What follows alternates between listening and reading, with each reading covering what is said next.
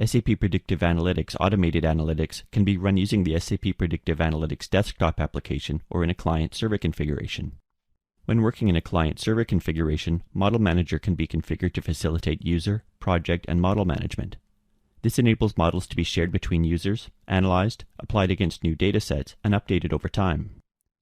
Note that Model Manager cannot be used with the standalone SAP Predictive Analytics desktop application. The options available in Model Manager can be customized for 3 different user groups: administration, supervision, and project. Within each of these user groups, individual roles can be created with different combinations of rights, and these roles can be assigned to individual users. At the left of the Model Manager interface are 2 or more panels. In the My Model Manager panel, you can find information about your specific roles, rights, and projects. The options here are the same for all users. The other available panel or panels are determined by the group or groups to which you're assigned. In this case, we can see the options available for a member of the project group. On the overview screen is a summary of your projects and notifications of successfully completed tasks, analyzed model or dataset deviations, failed tasks, and messages. You receive notifications for tasks you've performed, as well as for any subscriptions you've selected or been assigned by an administrator.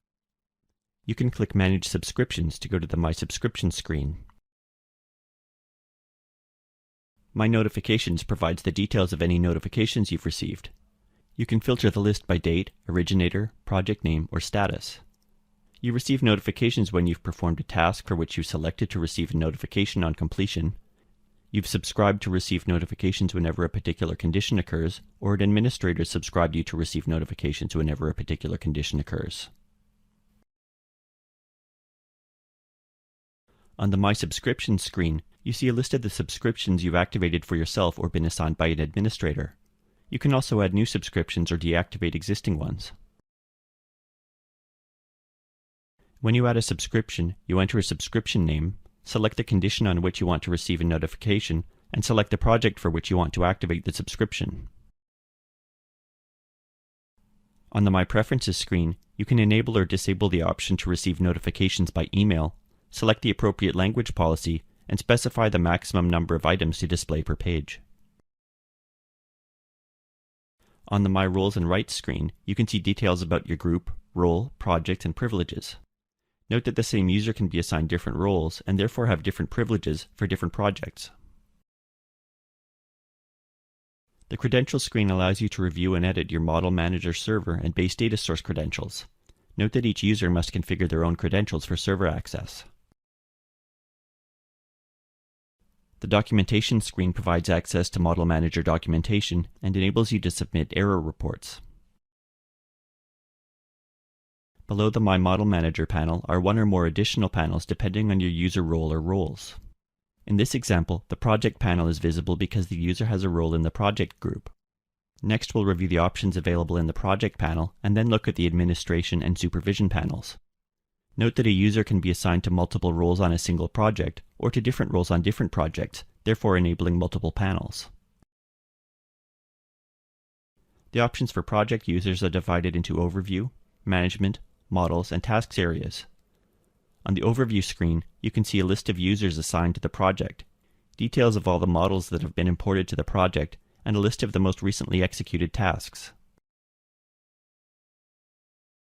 The Management area is divided into an Assignment screen and a Sources screen. On the Assignment screen, you can see your project role and assign project roles to yourself and other users if authorized. When you assign a role, you specify the users to assign to the available roles in the project group. You can also review the privileges associated with each available role. The Sources screen shows all available data source locations for the project and enables you to edit the metadata repository settings. When you click Select Source, you can enable or disable each of the available sources. When you edit the metadata repository settings, you can enable or disable a metadata repository and specify the source to use for the repository. Note that a metadata repository enables metadata for multiple data sources to be stored in a single location. The Models screen displays a list of the models currently used by the project and enables you to import models, edit model settings, and remove models from the project. When you import or edit a model, You can select the model activation policy and the performance indicators to include in generated reports. The activation policy determines which model to use when you've imported several versions of the same model into a project. You have the option to use the model with the best predictive power or with the most recent reference date. The task screen enables you to schedule new tasks on any imported models, as well as to see or modify any currently scheduled tasks. When you schedule a task, you can choose from a number of different task types. Retraining a model allows you to update an existing model based on new data or with new settings. Applying a model enables you to apply a model against a new dataset or using different generation settings. Detecting model deviations lets you check for deviations for the variables included in a model as the data changes over time. Detecting dataset deviations allows you to check for deviations for all of the variables in a dataset.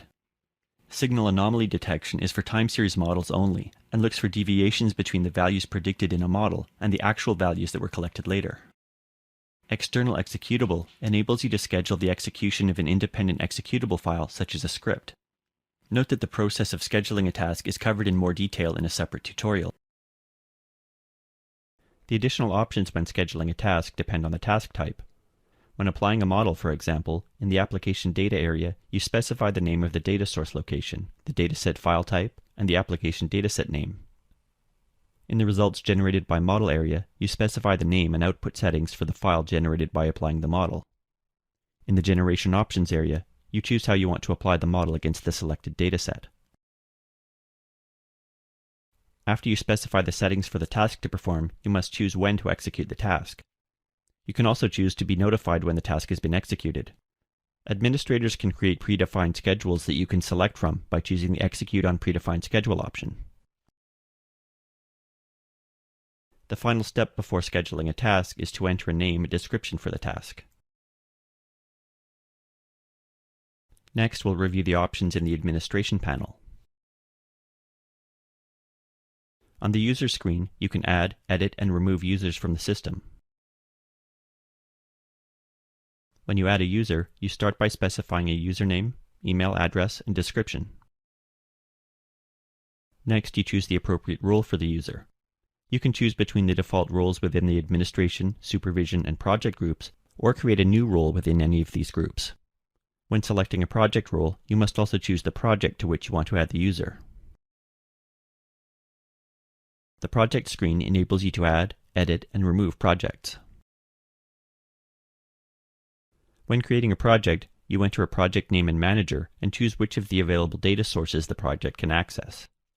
Note that the project manager can access all of the project panel tasks, regardless of the manager's role assignment.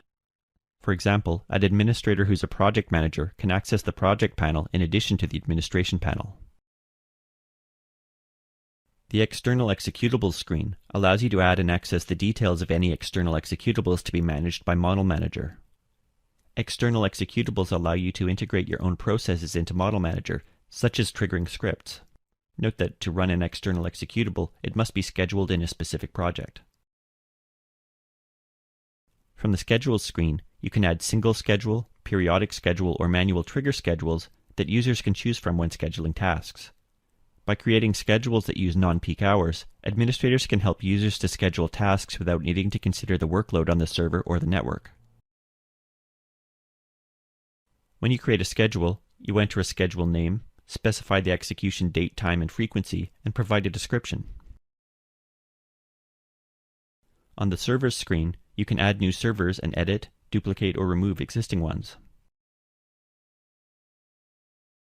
When you add a server, you provide a server name, host, and port number, along with authentication and CPU resource information.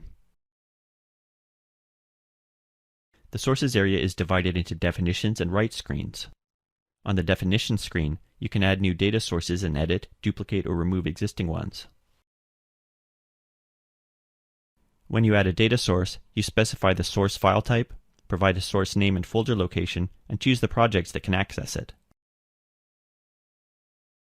The Source Rights screen enables you to see and modify the read and write access for data and models on each of the configured data sources. The Roles area is split into 4 separate screens. On the Roles Management screen, you can add new roles to the administration, supervision, or project groups and view and modify the existing roles within these groups. When you add a role, you can add a name and description and choose which privileges to assign to the new role. Note that the list of available privileges is determined by the role group. On the Roles Assignment screen, you can assign roles to users and review currently assigned roles by user group. When you assign a role, you select a role group and then choose the users to assign to the available roles within the group. You can also review the privileges associated with each role. From the Rights Management screen, you can select a role group and review and modify the privileges associated with it. Subscriptions are notifications users receive when specific conditions are met. The default subscription screen enables you to assign subscriptions to users in different roles and review the subscriptions that are currently assigned. When you add a subscription, you enter a subscription name, specify the desired group and role, and then select the conditions on which to send a notification. Next, we'll review the options in the Supervision panel.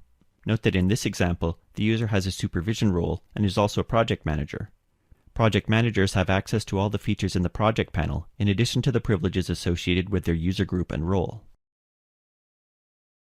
On the project screen, you can view the details of the projects configured in Model Manager. You can filter the list by date or by project manager.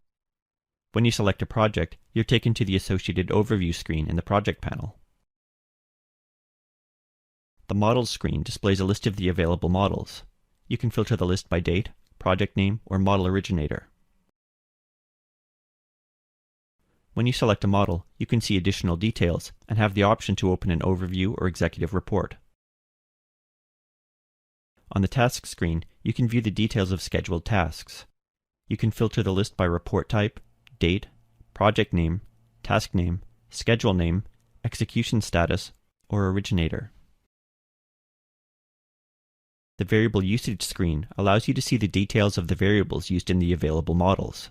The results can be exported to a CSV report. You can filter the list by project name, model type, variable name, role, storage type, value type, rank, and report type.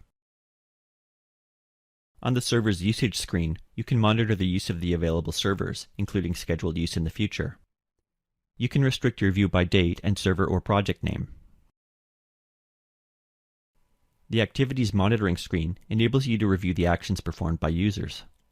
You can filter the list by date, originator, event type, and object name.